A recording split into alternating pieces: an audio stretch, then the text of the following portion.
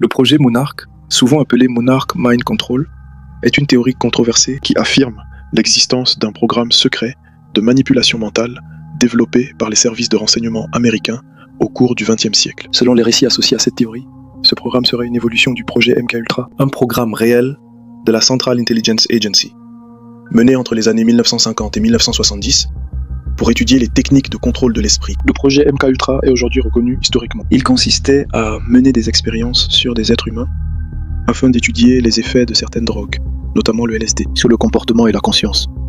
Les chercheurs cherchaient à comprendre si ces substances pouvaient être utilisées pour influencer les interrogatoires, manipuler la mémoire ou modifier les perceptions. Certaines expériences ont été réalisées sans le consentement des participants, ce qui a provoqué un scandale lorsque le programme a été révélé dans les années 1970, lors d'enquêtes du Congrès américain. La théorie du projet Monarch affirme que ces recherches auraient continué secrètement après l'arrêt officiel de MKUltra. Selon les partisans de cette théorie, le programme Monarch viserait à créer des individus programmés mentalement, capables d'exécuter des ordres sans en avoir conscience. Les récits associés parlent souvent de techniques de traumatisation psychologique extrême, utilisées pour fragmenter la personnalité d'une personne et créer plusieurs identités contrôlables.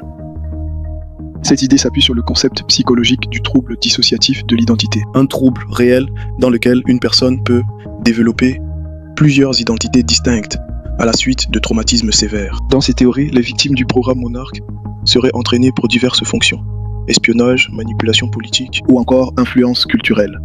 Certains récits affirment même que certaines célébrités auraient été soumises à ce type de programmation. Les symboles associés aux papillons, appelés parfois Monarch Butterflies, représenteraient la transformation et le contrôle de l'esprit. Cependant, il est important de préciser que l'existence du projet Monarch n'a jamais été prouvée par des preuves historiques fiables. Contrairement à MKUltra, dont des documents officiels ont été rendus publics, Monarch repose principalement sur des rumeurs. De nombreux chercheurs et historiens considèrent Monarch comme une théorie du complot, même si elle s'inspire de faits réels concernant les expériences controversées de la CIA durant la guerre froide. Aujourd'hui, l'histoire de MKUltra reste un exemple marquant des dérives possibles des programmes secrets gouvernementaux. Elle alimente l'imaginaire collectif autour du contrôle mental et inspire de nombreux films et discussions. Quant au projet Monarch, il demeure un sujet débattu dans la culture populaire, mais sans confirmation officielle. L'affaire du programme MKUltra a profondément marqué l'histoire des services de renseignement et a alimenté de nombreuses spéculations. Lorsque les révélations sur MKUltra ont été rendues publiques dans les années 1970,